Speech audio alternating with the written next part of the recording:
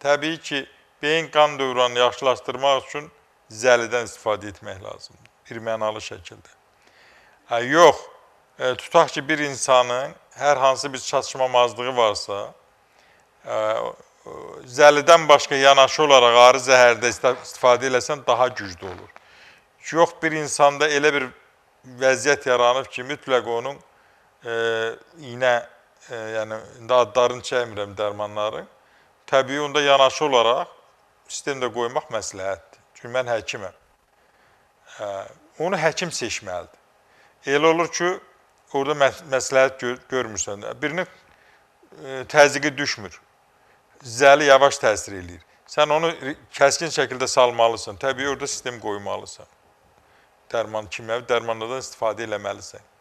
Yanaşı da olaraq dediyim kimi, orada təbii müalicədən istifadə edirsən, heç birinin bir-birinə ziyanı yoxdur.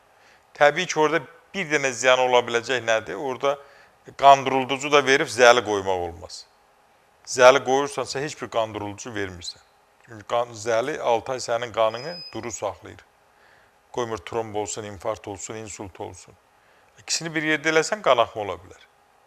Ona görə də orada fərdi qaydada həkim öz seçimini eləməlidir. Xəstənin xəstəliyinə, vəziyyətinə uyğun olaraq. Çox sağ olun, sualınıza görə təşəkkür edirəm təbii ki.